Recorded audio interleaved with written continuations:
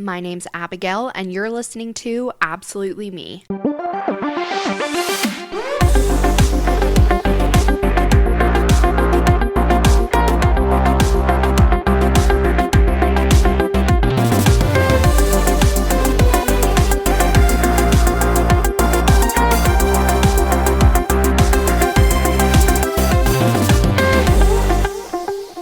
Hello, everyone. Welcome back to another episode of Absolutely Me.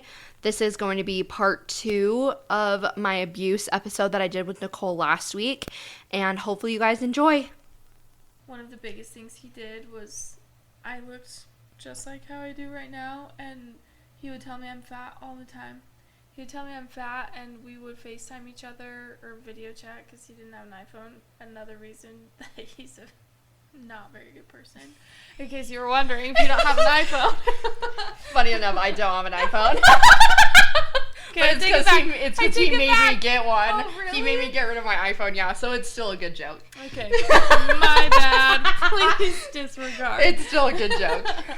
No, but we would like video chat all the time in my room, and he would make me do 100 squats in front of him. Oh my gosh, he made me do the same thing. Yeah, and if I stopped, he'd yell at me. Yeah. To take a break or whatever, and then it got to a point where like I was kind of struggling with it, that he was like, fine, you do 25 and then I'll do 25 and we'll do it until we get to 100. So we'd like take turns, and yeah. I would watch him do it and then he would watch me do it, but I had to make sure that he could see my bum. Yeah. And if he couldn't see my butt, he didn't want any part of it. Yeah. Or he'd yell at me. Yeah. So, I don't know. Sorry, I'll probably have to edit that part out. This part, right? Okay. All my equipment is squeaking at us. Anyways, yeah. No, I remember that too. He would, like, he made, like, weight loss goals for me. Yeah. And told me that if I didn't lose a certain amount of weight, that we couldn't get married in the temple. Oh my gosh. And yeah, he never said that to me. He was just an ass. Yeah, well, because we eloped. We didn't get married in the temple. We just eloped, and right. like I told him at the time that I did want to get married in the temple, and like at that time it was important to me, and he knew that, and so he would use those things like to deteriorate my self-worth, and he'd be like, you have like 30 pounds in a month. Ooh. Goals, like unattainable, completely unrealistic goals. And I remember he would like watch me weigh myself on video call. Oh my gosh. And I would put my hand on the bar so the weight would go down, so all my weight wasn't on the scale, so it looked like I was losing weight. There you go. Because I knew if I didn't really go down that he would yell at me, and he would break up with me or whatever. And just like looking back on that, I'm like, wow, that's crazy that I did that, first of all. But at the time I was like, he would use it and be like, oh, but like I care about you, like that's the reason I'm like harping on you about these things, because I care about you. If I didn't care about you, I wouldn't like care about what you like, that you take care of yourself. I wouldn't care that you did whatever it was, like saved all your money, or like whatever it was. It was, if I didn't care about you, I wouldn't get on you about these things. Right. Which is very different, mind you. Yeah. I know we're going to talk about this later, but I'm in a different relationship now, and we both go to the gym, and like we have our individual goals, and we just push each other to get there. But it's like, hey babe, let's go to the gym, or like, maybe we shouldn't eat that, let's eat this instead. Not like, put the camera down and let me see you do 100 squats, and if you don't, I'm gonna break up with you. Yeah. Like, those are two very different things. Yeah. Yeah. So. Completely. And they're just the complete, like, altering of reality that we talked about too, and how he would just make you feel like you were in a bubble. And no matter what you would say to argue against him, he would always have an excuse or talk his way out of whatever it was. Or if he couldn't talk his way out of it, he would blame it on you. Find a way to flip it on you and blame it on you, and then you'd end up being the one apologizing. Yep. 100%. And that's one of the things that my therapist showed me what's called the power and control wheel. And I showed Nicole this before we started recording, but it's something that abusers use to assert their power over you and to kind of put the power in their pocket and make it so that the victim will stay in the relationship. And one of those things is, it's called minimizing, denying, and blaming. And I remember him doing that all the time. Mm-hmm. And can you think of specific examples of when that happened? If not, that's okay. I think going back to my experience that I was like, I don't know, sexually assaulted is maybe the right term, in high school. And I remember telling him about that, and like I told him all the details of it and what had happened, and that like how I felt, that like I felt like I couldn't get away and I was really scared and all those things. And I remember the very first thing he said after I told him that was, well, it was probably your fault anyways. And I was like, what? Yeah. Did you not hear my whole story just then? So minimizing, right? And then later on, he tried to tell me that I told him that I wanted it and that I like was okay with it. And so then like denying what I said. Mm-hmm. And what was the last one? Blaming yeah, you for and then he would blame it on yeah. me, that that's what had happened, and that because of me, that's why like Justin himself couldn't do anything to me because I was damaged goods. Yeah. That's what he would say. Yeah. All the time. Like, well, you're just damaged goods anyways because of what happened to you, so. Yeah.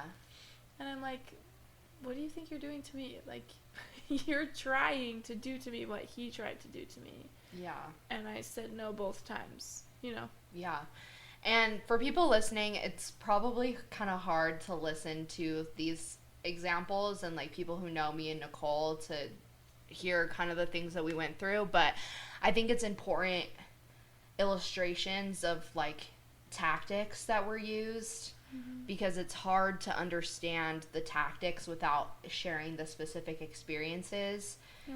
And I know for us it's hard to talk about. Like I remember when we went out to dinner a couple of months ago and we talked for like 2.5 hours, I think, just about our mm-hmm. experiences, and at the end of it we were both like in pain. We had headaches and like our bodies were hurting, and like it's so like these things I think are painful for us to talk about too, but just it's important I think to illustrate these specific examples. Mm-hmm.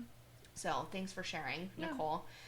But I remember because he cheated on me pretty much the entire relationship, and I caught him multiple times before we were married and after we were married. And the biggest thing when I think of like the minimizing, denying, and blaming, this is like the prime example I think of, because I would catch him. Really, Kenna would catch him because she knew people who would see him on Mutual. Mm-hmm. And I think maybe you saw him one time and sent it to Kenna too. Yep, I did one time after we had broken up, and then my best friend from high school, she sent me a screenshot once. And I had her send screen recordings to me, and I sent them to Kenna. And it was after, I don't know exactly, like, your whole timeline, but from what I remember, it was after these screenshots were sent to you that you were like, okay, I'm done. Yeah. That, like, I asked my friend to message him and, like, see if he would message back, because I know sometimes you can delete the app, but not, like, delete your profile, and it'll still pop up. But knowing him, I knew that probably wasn't the case, but I just wanted to know. And, like, immediately he was responding back to her and, like, wanted to meet up and all these things. But which like, I don't understand, because he was literally in Iraq. I know, I was going to say that, like, he legitimately was, like, on deployment when he was telling her that he wanted to meet up with her in, like, 2 weeks. Yeah. So, I don't know if he's, like, going to go on leave, which I wouldn't put it past him, or, like, what. But, yeah, I had her screen record those, and I sent those to Kenna, and I was like, please show these to Abby, please. Yeah. Yeah, I remember, so, like, there was a few times that I, like, caught him, and people sent me screenshots of their conversations with him on dating apps or whatever it was, or I like broke into his phone one time when he was home visiting from deployment for 2 weeks, and I like broke into his phone and onto his computer, and I went and he had been messaging all these girls on Instagram and on dating apps, and I messaged all the girls that he had been talking to and said, this is his wife, leave him alone, like, wow. He doesn't, like, don't ever talk to him ever again. I blocked all of them in his phone. He was passed out. It was like in the middle of the night. I think I remember this story. Yeah. I don't know if you told me this or if you had told Kenna and then Kenna told me. Yeah. I don't remember. Yeah, but I literally went through his phone. I deleted every single female contact and blocked them, deleted every female contact, deleted every single conversation he had in his phone, went on his email, did the same thing, Google Chats, WhatsApp, like everything. I went through everything on his phone, and I woke him up because we were in Washington visiting his family, and I woke him up and said, like, I saw this message, I saw this message, I saw this. I told him everything that I had seen, and immediately it was, what's your problem? Like, why would you do that? Like, that's, like, you're violating my boundaries, and, like, this isn't even a big deal. Like, we weren't, like, and at the time, the relationship was not on good footing, and I was telling him that I didn't want to be with him anymore, and was, he had kind of drawn me back in at that point, and he was like, you said you were going to leave me, like, it's not that big of a deal, like, I didn't think we were still going to be together. Oh, brother. And immediately it was minimize, it's not my fault, it's your fault, you're the one that said you were going to leave me. Yeah. And I was like, we're still married, like, what do you mean? Like, this is my fault. And I was like, when we were taking a break, I wasn't, like, getting on dating apps and, like, talking to other people, like, right. And when I knew we were going to get back together, like, I definitely wasn't trying to talk to other people, and, like, you knew we were, like, going to try and still be together, and, like, you're still doing this, like, and I just did not understand. And somehow he convinced me that it was fine and he wasn't going to do it again, and this was the thing that happened over and over again, but just completely altering my reality. Yeah. And making me not feel like what I was saying was true, and that it wasn't a big deal what he was doing to me. Though looking back, like, I know it was, like, a huge deal, and that was definitely, like, a relationship deal breaker, and should have been a relationship deal breaker. Yeah. But just at the time, he was so good at flipping that back around on me. Yeah. And it's just that's, like, a big example, but there's, like, lots of little examples, like you said, too, of him doing that, and then you're the one that's defending him and in the wrong, yeah. In the wrong. Another thing that he would do a lot that we've kind of talked about a little bit is using male privilege. And this is also from the power and control wheel, so this isn't... this is, like, a normal thing for abusers to, like, use that power, that male privilege. And do you want to speak about that a little bit? Yeah, I mean, everything that he ever told me was, like... So, okay, here's a big example. So, he was into doing MLMs. Yeah. And when we had first started dating, he told me he was trying to start a business. And that's all I knew. And he was like, but I'd really like for you to come to these meetings with me just so you can see what I'm doing and see if you're okay with it and if you can support it and whatever, which, like, seems plausible, right? Like, I can do that, sure. And it started with these meetings, and they were, like, having me read stuff, and I could tell, like, halfway through this meeting, or these meetings that we had, I can't remember how many there were, like 5 or 4 or something, I don't remember. But throughout that time, it was kind of clicking to me that, like, they were also trying to get me to do that. And if people want to do that, that's great. Like, whatever, power to you, but that is not something that I want to do. And so at the very end, the last meeting that we had, we were all joking. It was all over Zoom, and we were all joking around, and she was like, well, you got yourself a good one. Justin is so awesome. And I was like, I don't know. He can be kind of dumb sometimes, but I like him. Like, just like playful talking, just how I tease everybody else. And I remember after that, they dropped off the Zoom call, and it was just me and him, and I can't tell you how fast he went from laughing to a straight face in like less than 0.5 seconds after they dropped off the call. Mm-hmm. And I was just like, well, that was super cool, babe. And he just looked at me like he was gonna kill me, and I was like, what is wrong with you? Like, we were just laughing. And he was like, how dare you tell them that I'm dumb? And I was like, what are you talking about? It was a joke. And they started laughing, and you were laughing. Like, I was just teasing. Mm-hmm. And he, like, made a huge deal. And he was like, you need to apologize to me right now, or we're breaking up. And I just looked at him, and I was like, okay, I'm sorry. Like, sorry, I was teasing you, my bad. Yeah. And, like, got me to a point where he made me think that, like, if I ever said that to anybody, that I was, like, the worst person on the planet Earth. Yeah. And I know when people can take jokes like that and when they can't. Like, I know my boundaries with that. But, like, it's not like I'm going around telling people that they're stupid or that they're dumb. Like, yeah, you're just, like, joking, teasing, and yeah. And he looked at me, and he was like, well, you have to kneel on the floor and tell me that you're sorry. And I was, like, so taken aback, and I started laughing because I thought he was kidding, which, like, I don't know why I thought he was kidding, because he would not kid about something like that. And I just remember looking at him when I realized he was serious, that I was like, I am not doing that. Like, I'm totally not doing that to you. And he was like, well, you are, we're breaking up, and I'm never talking to you again. And I did. I 100% did. I had to move my laptop down so he could see me, and I legitimately got down on my knees, and I looked at him, and I apologized. And, like, it didn't even faze him. Yeah. Like, he didn't even accept my apology, because then he was like, now you need to put your forehead on the floor and tell me you're sorry. And I just sat there, and I remember feeling, like, empty.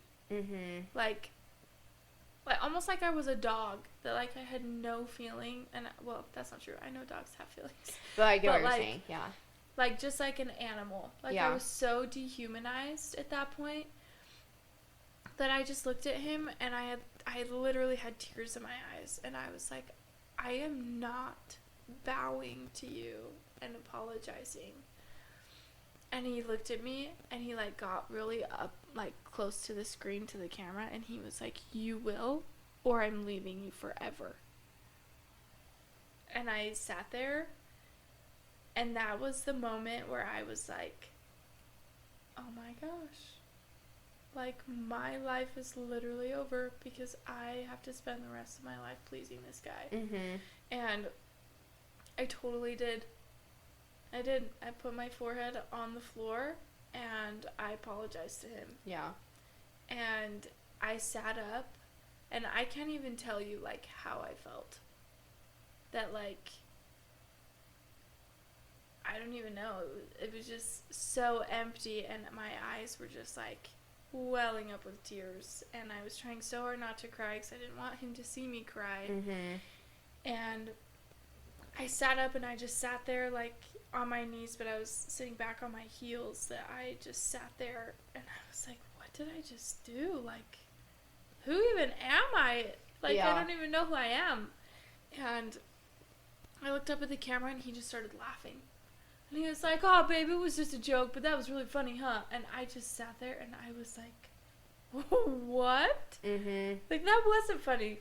Wasn't funny at all. And I just looked at him, because it was later. It was like 10 o'clock or something. And I was like, well, I'm going to go shower and get ready for bed. I'll talk to you later. And he was like, "Kay, I love you."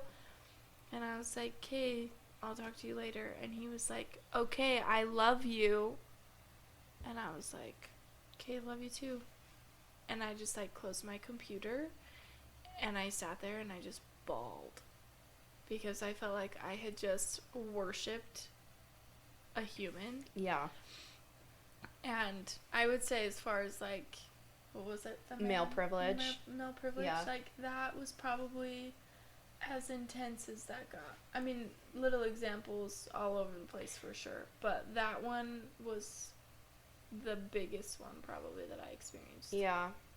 I just remember because we were married, he would say all the time and use scriptures all the time and be like, you know, women are supposed to be subject to the man, and like, I'm your husband and you're supposed to listen to what I say. And he would like quote these scriptures at me all the time about it and be like, this is what you like talk about in the temple, and like, you're supposed to be beholden to your husband, and that is not what they talk about in and the temple. use all this stuff. And like, so to me, for the male privilege, it was very much, I felt completely unequal to him, and it was very much him having control completely over me, and like you said, like looking at me like I wasn't a human being, and treating me like I was just like an animal to him, and like property to him. And that is how a lot of abusers feel about people they've been in relationships with. And I know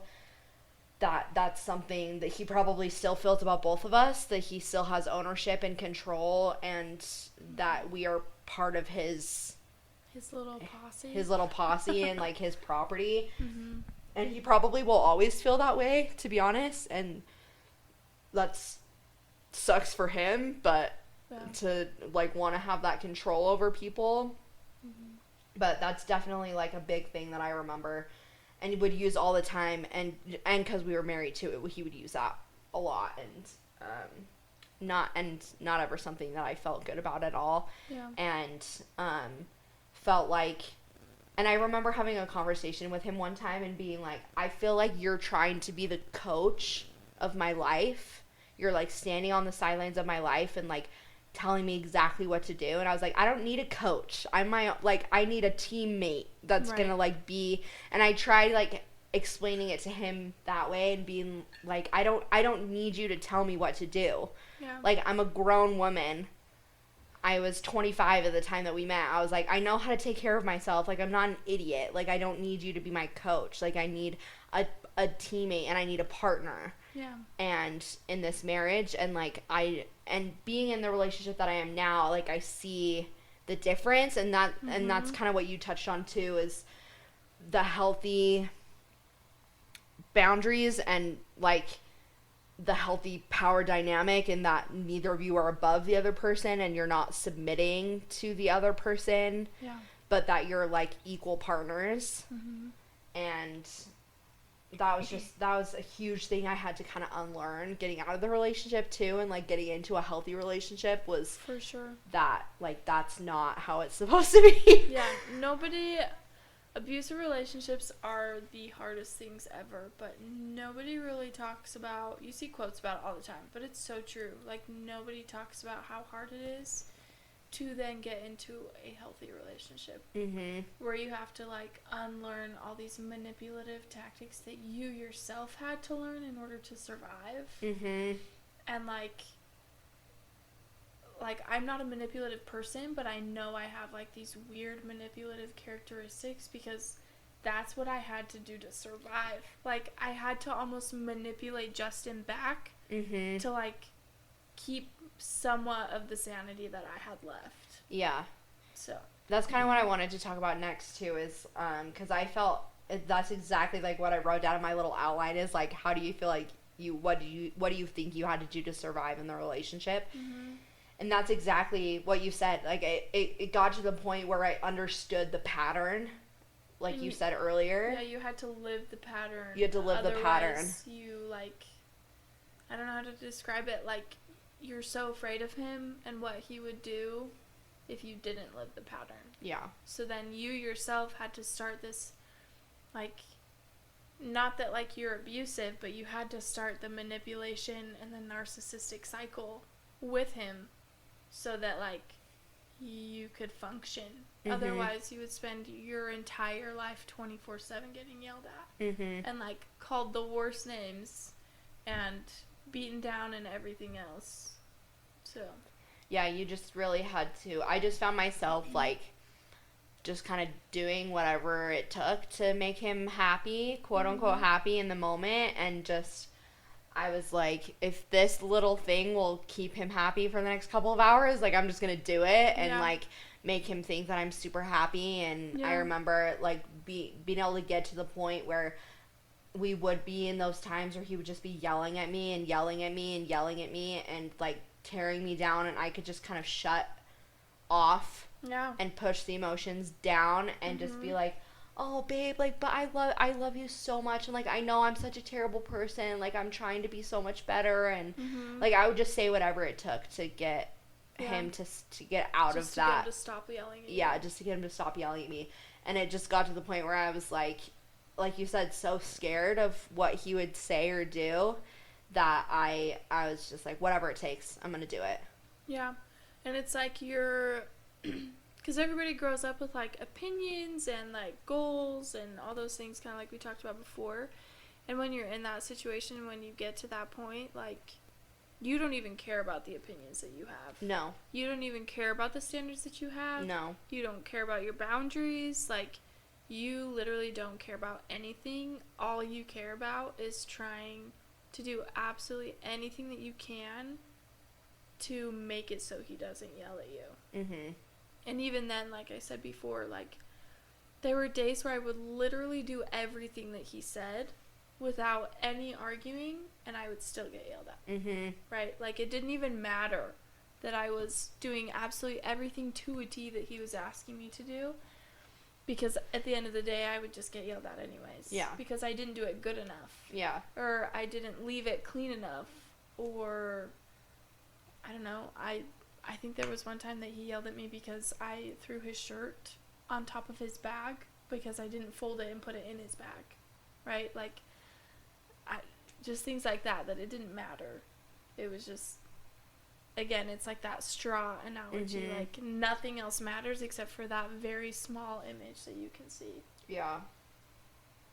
When do you feel like you realized that what was happening was abuse and not just, like, a bad relationship or, like, a bad day or whatever?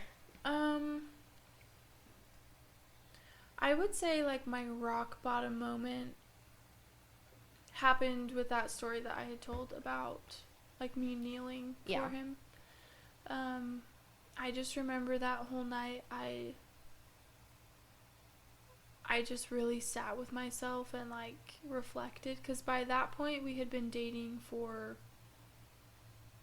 I want to say, like, 2.5 months or so, and that's when it really hit me. When it started hitting me when I was in Colorado at the beginning of May, because there was one night that I, like, wanted to be cute and take him on a date, but, like, I literally know nothing about Colorado. Mm-hmm. And so I sat, he had left to go back on base to shower and whatever, and I had an hour to get ready when he was going to be back. And I wanted to look cute, but I had an hour to, like, plan this whole thing. So I'm, like, looking up parks around, and I thought it'd be super fun to go get, what's that place called? Hooters. He loves Hooters. Is that what it's called? Hooters? That restaurant? Yeah. Yeah. And he was like, they have really good food, so we got takeout from there, and I wanted to go to the park, and we went to Walmart so I could buy some fun things to do, like, minute to win it games at the park, like, just, like, a really fun little kid date kind of a thing. And I was trying so hard to really hurry and plan it all and get in the shower, and I was almost ready, and he called me, like, he was going to be there, like, 10 minutes earlier than what he had said. And I was like, well, I'm not ready yet. I had to plan the whole thing. Like, I'm going really fast. I'm really sorry. And he just sat there and, like, yelled at me and was like, you don't, what was it? You don't care about anybody else's time but your own, and you are so selfish and all these things. Like, you're just a waste of my time, and why do I even care about going on a date with you if you can't even be ready on time, and all these things that, like, that night when I realized that I was hurrying so fast, I was gonna curl my hair, but I couldn't, and I had to, like, put it back in a bun, and I ran downstairs, like, less than a minute. It had just turned to, like, 4:45 or whatever time it was, I can't remember. It had just turned to, like, 4:46 as I was walking out the door, and he was gone. Like, left me. Gone. His car was nowhere to be found. Mm-hmm. And I remember going back upstairs. We had an Airbnb. I went back upstairs, and I knew that he was going to come back, and he was going to call me, and he was going to tell me that I had one chance to be out in 5 seconds. Otherwise, he was leaving for good. I knew he would do something like that. Mm-hmm. So I hurried really fast, and I finished getting ready, like, more put together. And I went downstairs, and he just came in the door and walked upstairs and started packing all of his stuff and, like, putting all of his stuff together. And I was like, what are you doing? Like, I'm ready. Let's go. I planned this really fun day. And he's like, I don't care. You were late. I'm going home, and I'm not coming back. And he, like, I stood in front of the door to get him so that he wouldn't leave. And he, like, pushed me out of the way, opened the door, went downstairs, and I stood there for 2 seconds, and I was like, I have a choice to make. I can either run after him, or I can call my mom, and I can go home. Mm-hmm. And, like, I made the stupid choice, and I ran downstairs after him, and he had thrown all of his stuff on the couch by the door, and he was just standing there, and I, like, hugged him from behind, and I was like, I'm so sorry, like, please forgive me. I was just trying so hard to hurry really fast and get everything put together. And he turned around, and he looked at me, and he was like, you have less than 1 minute to get all of my stuff back upstairs and be out in the car, or I'm leaving, and I'm not coming back.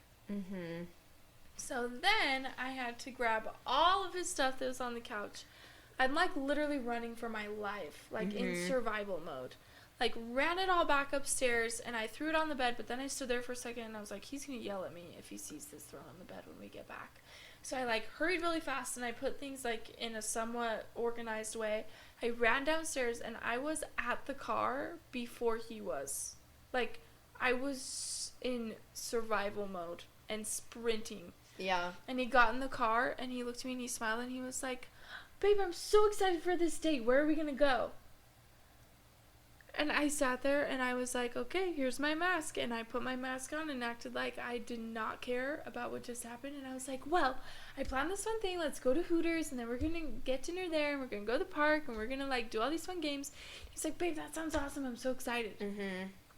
And, like, I think between then and that kneeling moment, I can't remember exactly the timeline of when those two things happened, but they were very close together. Yeah. That, like, those were the moments when I realized that I, like, was basically his servant. Mm-hmm. And that, like, both of those things, just him pretty much telling me what I had to do and then kneeling for him, that I think I was like, okay, like, this is it. This is what my life is going to be like forever. Because at that point, we talked about getting married. We had set a date. Like, we hadn't gone ring shopping or anything, but I was sending him pictures of rings that I liked. And I just sat there and I was like, okay, I guess this is it. Like, this is what I deserve. I'm worthless, like he said, and I'm lucky that he's even liking me. And if I have to be his servant for the rest of my life, like, that's what I'm going to do. Yeah. And I think that was my moment. When you realized this is... When I was like, well, crap. Yeah. Now I don't know what to do because I'm scared. Yeah. Yeah. I think it took me a long time to come to the realization that it was an abusive relationship and not just a bad relationship. Luckily for me, I was in therapy the entirety of our relationship because I had started going right before we met each other, or like right at the beginning of us meeting each other. I'd like been looking for a therapist before I met him, and then started going to therapy at the time of us like talking and getting married and like all that stuff. I was like just barely starting therapy, and so I would go in and talk to my therapist, and it took me even a few months for me to even tell her the extent of what was happening and just kind of like open up to her a little bit and be honest with her. And at that point I had told everyone else in my life, you know, this is fine, like it's fine, he's just having a hard time, he's deployed, like he's in the military, like it's fine. Yeah. And a lot of people didn't really see the ins and outs like of our daily relationship, and I just remember breaking down to my therapist one day and it had been like 6 months of us into the relationship at this point, and being like, and opening up to her and be like, he keeps calling me these names and like I don't know what to do, like I feel so worthless and empty, and I just like completely broke down in her office. And at that point I was meeting with my therapist every week, and she kind of took it all in and was like, I'm so sorry that this is happening. And then for weeks after that, I kind of like opened up to her a little bit more, and then she eventually was like, Abby, you know that this is abuse, right? Like, and I was like, no, it's not. Mm-hmm. It's not abuse. And she told me for months and months and months and months that that's what the relationship was. And even my therapist, who I trusted and like had a really good relationship with, and literally eventually told her everything, her even telling me that it was abuse, it didn't click in my brain. Cause yeah. I would talk to him, I would go to therapy, and then I'd go and I'd debrief with him afterwards about what we talked about, and I wouldn't share everything, but I shared a lot of stuff. And he would be like, oh, you need to get a new therapist. Yeah. Like, she doesn't know what she's talking about. She's trying to drive us apart. Like, she's telling you to set boundaries with me. Like, that doesn't create a healthy relationship. Like, yeah. You need a new therapist. And even though the things she was telling me were true and, like, right, and he just knew that she was telling me the truth, and he didn't want me to leave the relationship.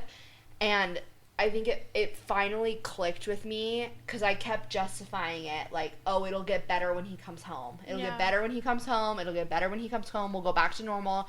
He's just in Iraq. He's deployed. He's going through a hard time. Like, I'm having a hard time. And I would think, because the severe abuse didn't really start until he left for deployment. Like, we had some issues before he left, but I just chalked it up to, like, he's stressed that he's leaving, and like I'm not gonna blame him, and like it'll be okay. And so then the whole year that we were together that he was deployed, I was like, it's gonna get better, it's gonna get better, it's gonna get better when he comes home. And then one day I remember just clicked in my brain, and I was like, this is never gonna get better. Like, it just, the compounding of everything that had happened.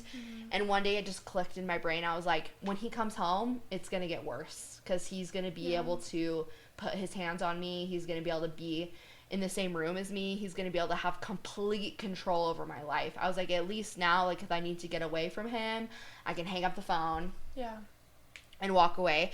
And I just realized, like, because we'd been talking about moving to another state when he got home, and like being away from from both of our families. We weren't going to be by anybody for the places we were thinking about moving to. And so in my head, I was like, oh my gosh, like, if he comes home and I, like, live with him, I'm never going to be able to get away from him. Right. And, like, he's going to have literal complete control over me.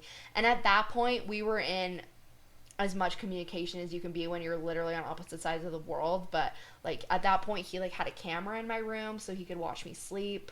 Oh, my God. He had my location all the time. We were literally on the phone all day. He would sleep for, like, 4 hours a night. And we would be on the phone literally the rest of the time. When I was at work, I had to send him a selfie every hour. I had to set an alarm on my phone so I could send him a selfie every hour, so he would know where I was and what I was doing if I couldn't actually be, like, on the phone with him. I had to call him on my lunch break every day at like exactly 12 o'clock. If I didn't call him exactly at 12 o'clock, I would get in trouble. And, like, he had complete control over me being on the opposite side of the world. Yeah. And I was like, what's going to happen when he comes home? And I just justified it over and over that it was going to get better, it was going to get better. And I finally realized, like, nothing's going to change, it's just going to get worse, and he's probably going to hit me when he comes home. Yeah. And then and that's when I got, like, really scared. And at that point I was already pretty scared of him. And because I knew he knew everything about me, and, like, he would threaten me so often and tell me that he was gonna hurt me, or, like, he, like, threatened to, like, come to my work and kill me, and, like, all this stuff so at that point I was already pretty scared of him. And then it just, for some reason, at that moment clicked in my brain, and then I talked to my therapist about it. And at that point I was, like, super sick, and I had to take a month off of work. I think I remember you telling me that. Yeah, I had to take a month off of work because I was so stressed and the abuse was so bad. My body literally shut down. I had a migraine that lasted for like 2.5 weeks. And I had to go to the ER because we thought I was having a stroke because the entire right side of my body stopped working. And I got super, super sick. Like, literally could not get out of bed, could not function. They, like, gave me shots in the ER that put me to sleep for, like, 36 hours. Oh, my gosh. Because I literally, it was just so bad. The situation was so bad. Yeah. And we got in this huge fight. And, over the phone, and I was literally screaming at him, like, and I just, in that moment, everything just clicked with me, and I was like, I can't do this anymore. Like, if I stay in this relationship, like, I'm literally gonna die. And I was like, I can't do this. Yeah. And it took me, I mean, we were together, before I left him, we were together for, almost 1.5 years from the time we met to when I left him. And I just remember feeling so liberated as soon as I, like, I was sitting in my mom's car on phone, because I didn't want my mom to hear because she was home, and I was living at my parents' house at the time. And so I was sitting in the car in the garage, and it was, like, summer, so it was hot outside.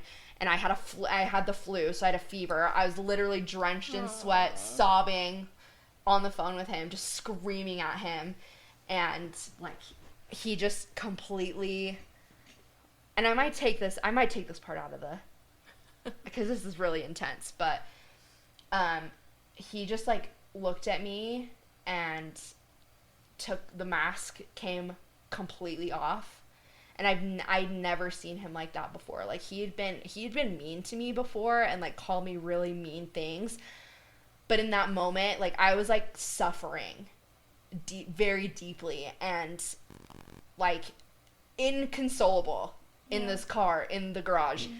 And he was like, you're worthless. I do not care about you. I don't care what happens to you. Oh, my gosh. Like, you are nothing to me. And it just, in my head, in that moment, it felt like I had strings above me, like I was a little puppet. And he was controlling you. And he was controlling me. And the strings just like, it felt like the strings got cut. And I was like, I felt in my body that it's so hard to describe, but I felt in my body a disconnect in that moment from him. And it was just like, I'm done. And all of my feelings for him just, gone. And I was, like, yelling at him on the phone still. And I was like, you know what? Like, I'm done. And we had said that before. Like, you know, I'm done. Mm-hmm. I'm done. We would break up all the time. And he'd block me for 24 hours, whatever. We'd come back together and reconcile. And in that moment, I was like, I'm done. And I went inside. I got in the shower. I was, like, throwing up because I was crying so hard and sobbing. And, like, I remember I, like, sent him a message. I was like, I'm done. I'm going to F you over in the divorce, and I don't want anything to do with you ever again. And I blocked him on everything, and then I went out and I told my mom, and I just, like, broke down, and then that was the moment where my eyes kind of opened, and I was like, oh my gosh. I've been being abused this whole time. And I don't know why it took me that long. Some people, it takes them years and years and years to, like, come to that realization. And my therapist told me that it takes women an average of 7 times to leave an abusive relationship. And I think that was, like, my 3rd time that I'd, like, actively tried to leave the relationship. And even then, like, when I left him before, it was just different feelings. Like, when we would have fights, like, I was like, oh my gosh, poor him, like, I feel so bad, like, I'm just, like, abandoning him, and I don't feel like I owe him so much better than this, and I would just feel so guilty. And then the last time when I, like, actually set my mind to it, I was like, screw him, like, poor me. Right? Yeah. Yeah, I remember feeling that way, too, towards the end, that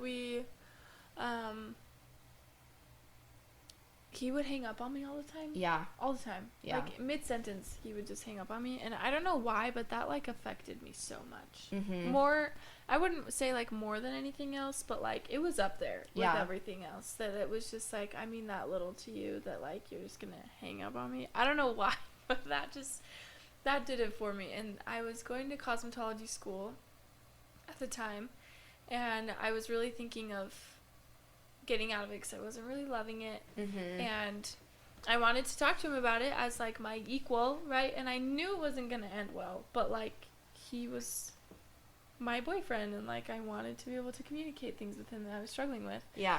And I told him, and he was like, well, you're stupid for going to your stupid pubic hair cutting school. Anyways, that's what he would call it. I don't know why. But, he was like, you should be saving money for the business and, like, all these things. Mm-hmm. And I was like, okay, but, like, this is something I want to do, you know? Like, leave me alone.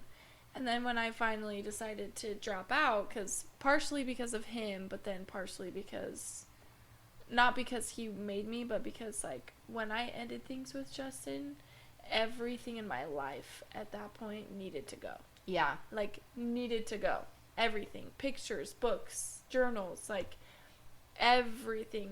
I got a new phone case. Like, literally even the smallest things, it just had to go. Yeah. And so I ended up leaving hair school in the middle of all of that, and I had tried leaving him, I think, 2 or 3 times as well. And I told him that I was done, and then he got really sad, and he'd send me pictures of him crying, and that he was like, you deserve better, and then it would somehow make me feel bad for him telling me that I deserved better. And I remember I had driven to the temple, and I was, like, in the temple parking lot, and I called him on the phone to talk to him because I was trying to figure out what to do with hair school, and he answered, and he was like, hello, and I didn't say anything for a second because I was just, like, having a hard time, and then he just hung up on me. And we had just had a conversation, like, the day before about him hanging up on me, and that I really didn't like it, and that it needed to change if we weren't going to break up. And he just did. Like, he hung up on me. And there's a lot more details to the story, but pretty much I ended up calling him back, and I told him I was done. And that I was like, you've literally taken everything from me, except for being intimate with me. Like, that's the only thing he didn't take from me. But everything else, he took from me. And I was like, I can't do this anymore. I'm so done. And he just sat there, and then he didn't yell at me, which I thought he would, but he didn't yell at me. And he just sat there, and he, like, apologized at first. Mm-hmm. And then he was like, I'm sorry that you're not as strong as I thought you were. Mm-hmm. And I was like, well, I'm sorry that you're a jerk. That's not what I said, but I can't remember what I said after that. And I think what I said was, well, I'm sorry you're not who I thought you were. Mm-hmm. And then I just kind of hung up. And from the time that it took me to drive from the Draper Temple to my house in Sandy, it's like a 15-minute drive maybe. I got home and I was bawling the whole drive home. And I looked at my Instagram, and he had deleted all the pictures. He had deleted, like, everything to do with me before I even got home. Mm-hmm. That it was like, he didn't even care about me. And then, like, 2 days later, he was posting a picture of him and some girl that was not his type, that I was like, that poor girl. Like, that's all I could think of. Mm-hmm. Was 2 days later. Granted, we were not together as long as you two were, but enough time to do the damage that it did. You know? And it was so, like, surreal to me that you could date someone, and, like, I just couldn't imagine myself dating someone and pretending to love them. Yeah. Like, I just could never imagine doing that. But that's what he did, and that's what he does. Mm-hmm. And it was just, I don't know. It's been a crazy roller coaster ride ever since. Yeah. I think that's, like, the last thing I kind of wanted us to talk about is, like, the aftermath of being in an abusive relationship. And there was a lot of things that I really had to come to terms with after leaving the relationship. And one of them is, like you said, like, realizing that it was all fake and that none of it was real. Mm-hmm. And that, I think, was one of the hardest things for me to come to terms with, is, like, I was so heavily invested in the relationship and literally gave every part of me to the relationship, like you said. And it mattered absolutely nothing to him. Yeah. Yeah, because it was so real. It was for so the both real. of us. Like, yeah. It felt so real, and the abuse was so real, and the intensity was so real, and like the generosity, I guess, and like being genuine towards him from our perspective was so real that it, like, I don't know, I remember feeling the same way, that I was like, he literally didn't give two shits about me. Like, he just didn't. Yeah. And I was almost more heartbroken at that. Yeah. Than having to deal with the trauma, because I was dealing with trauma that in my head, like, I should have never let happen because it didn't even matter to him. Yeah. But he did so much damage to me. Yeah. So, yeah. No, I agree. I think that was, you were very poignant in the way you said that, is I totally agree. Like, that the heartbreak of realizing it didn't mean anything to him was like you said, almost more intense than like dealing with the trauma aftermath of it. And that was another reason it took me so long to leave in the first place too, is because I was like, no, he like really cares about me. Like, he tells me he really cares about me, and like, it's gonna get better, and then realizing like, no, he doesn't actually care about me, and it's never gonna get better, and like, he's just playing a game, and I'm just a pawn in his game, and he could care less about me. Yeah, I remember, it's interesting that you gave the example of that you felt like a stringed puppet, and that the ties were just cut. I never felt that. So I remember feeling exhausted to the point that that's what like pushed me to breaking up with him. But after breaking up with him, I struggled a lot, wondering if it was the right decision. Yeah. Because, and I'm sure you might have as well, but I didn't have that feeling of, like, my emotions were still there. Yeah. And, like, for a while. And I remember thinking that, like, the heartbreak was there for sure, because coming to terms with the fact that it was fake was really hard. But I remember sitting in my room so many times and, like, missing him. Yeah. Like, I remember sitting on my floor crying because I missed him. And that, like, blows my mind. Yeah. Like, how I could miss him. But when you're in an abusive relationship like that, and that attachment, and, like, it creates this anxious attachment style that I've learned about since being in that relationship, that, like, you have this huge fear of abandonment. And it's, like, afterwards I felt abandoned. Yeah. And I felt like it took me a long time to realize that he was not going to be my last shot. And that, like, I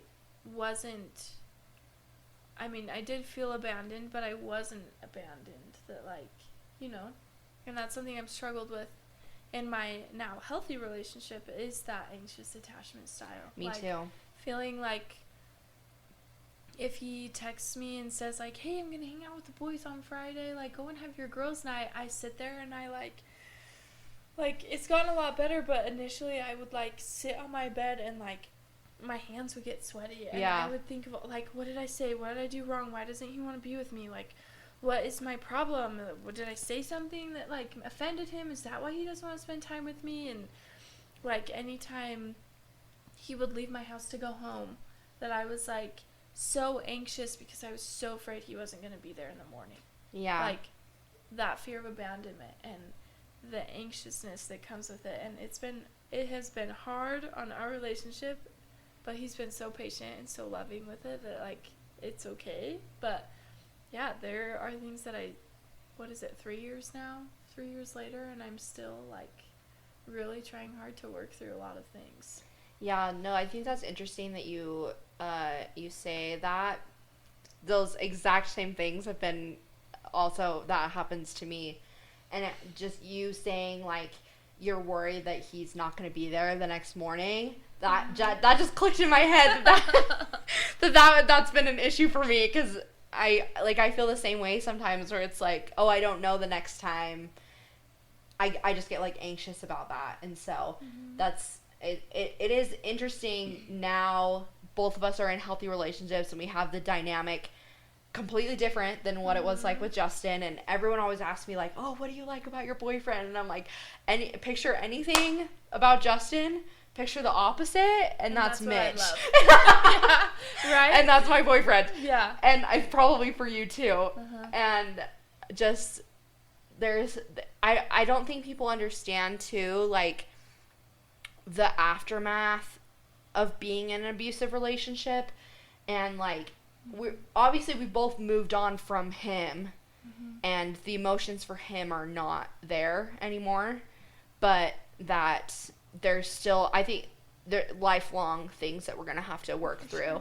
And part of me is like, how unfair that he just gets to come out unscathed, and that he's just leaving like a wake of people in his path that he's just going to continue to blaze through.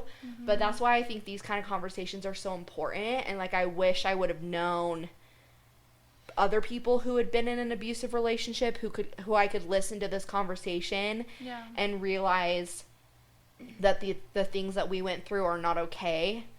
And that's kind of been my goal coming out of that relationship, is to be an example to other people of what not to do, and be the extreme example of that, of people in my life. And I'm like, if that's a good that comes out of it, then I'm just gonna have to look at that and realize, like, maybe I'm gonna have to be an example for other people of what not to do. And I feel like now in my life, I'm so much more tough than I was, and I'm much less of a people pleaser than I used to be. Yeah. And like, when I started dating again, it was like I would see a red flag like at the beginning, and I would be like, nope, like cut it off and be like, I'm not dealing with this ever again.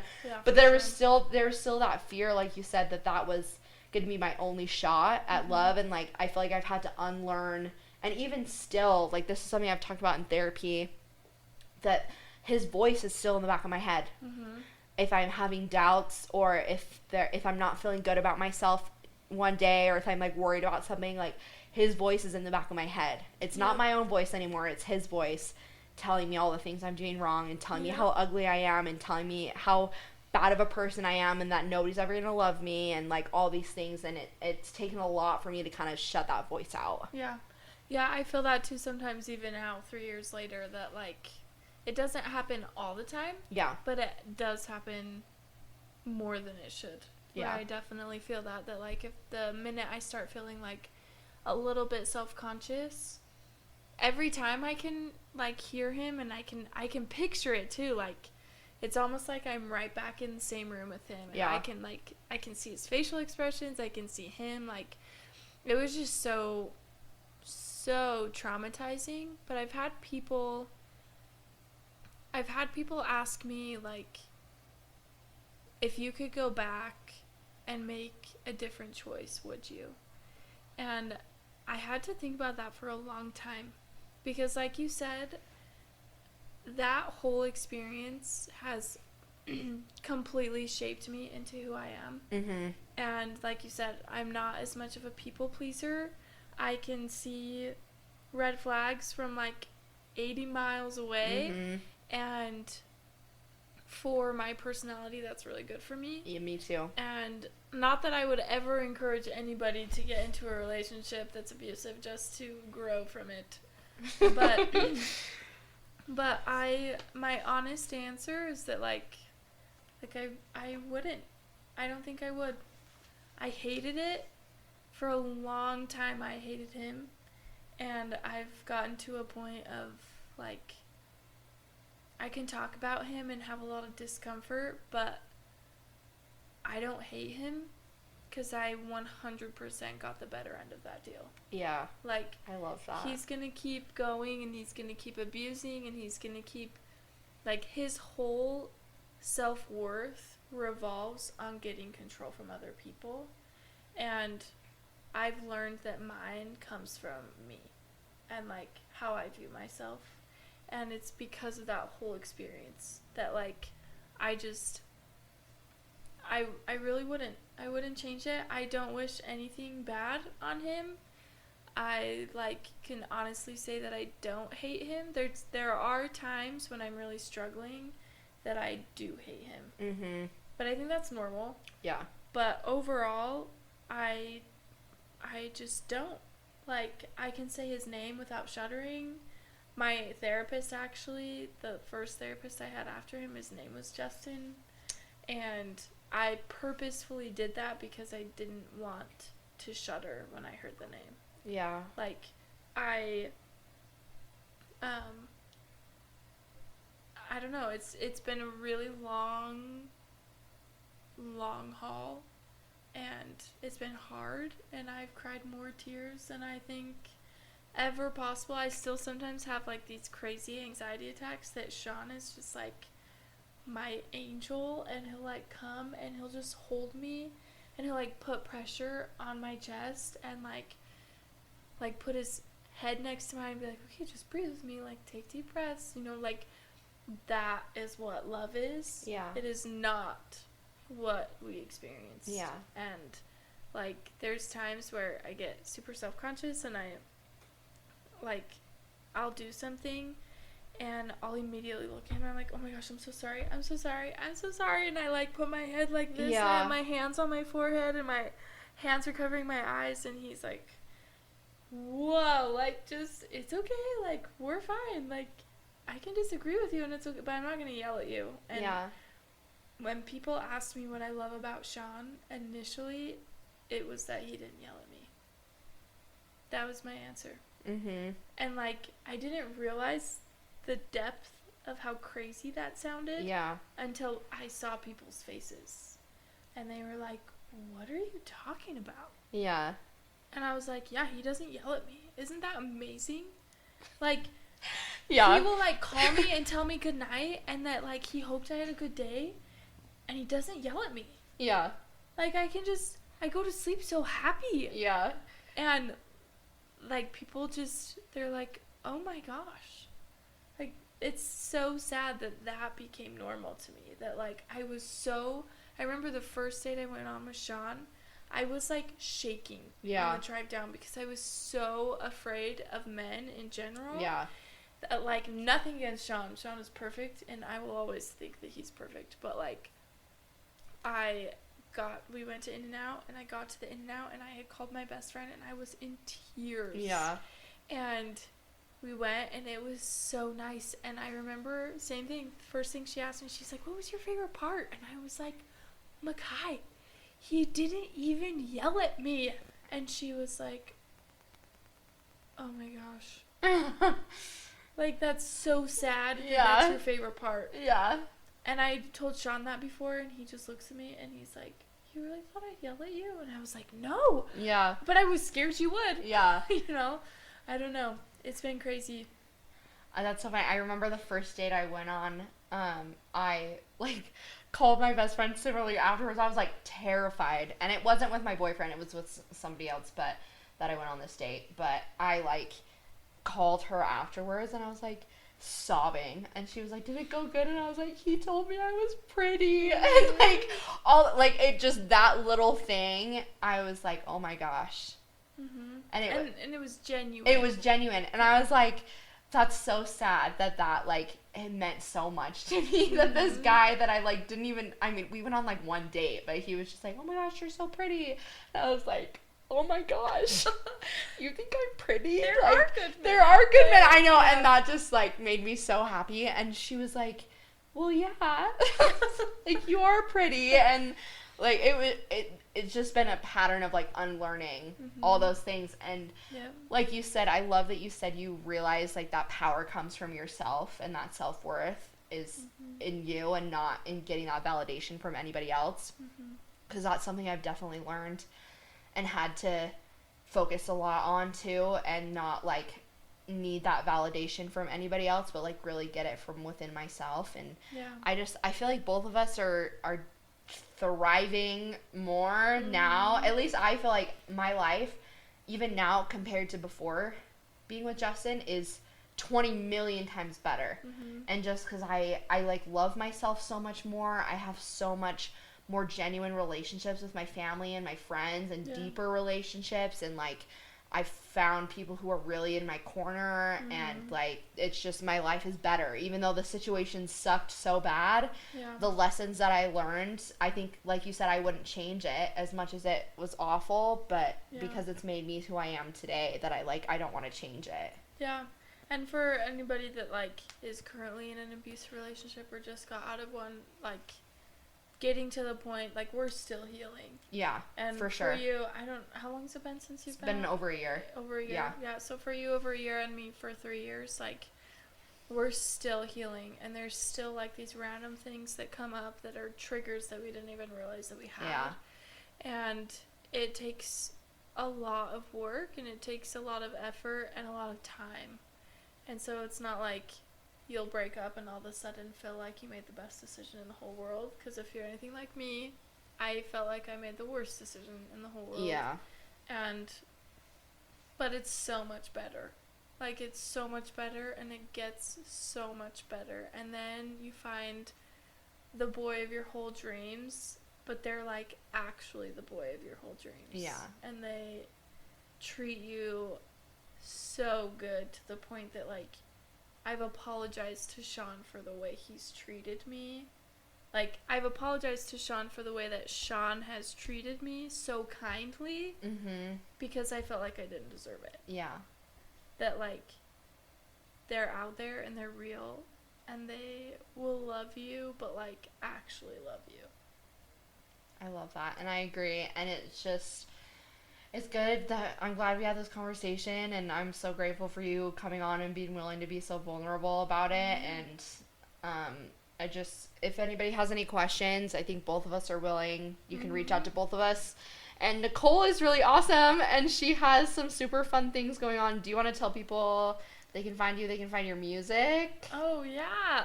I do music. I'm on Spotify. You can look me up. It's just, now I don't remember. Emma Cole is what it is, all one word. EMMACOLE. I have a couple songs out there. One's about Sean, which is super cute and cheesy and gross. It is super cute, but I love it. I love it. And then my Instagram, which I equally do not have memorized because I am so lame, is just _ Henrie _ but make sure you spell Henrie right because it's HENRIE. RIE, yes. Not RY. And I'll tag you in all the things. Yep. But thanks, Nicole. I love you so much. I'm so glad that we know each other. This has been too. such a great conversation. Yes. And I'm sure if people have questions, maybe we could do a Q&A episode sometime, and that'd be great. But thank you all for listening. Yay. We'll talk to you later. Bye. Thanks for listening to another episode of Absolutely Me. Thank you to everyone who helped make this possible. Shout out to Tanner Johnson for the amazing intro. And don't forget to subscribe, rate, review, tell all your friends. And we'll be back next Friday with another episode. Love you. Bye.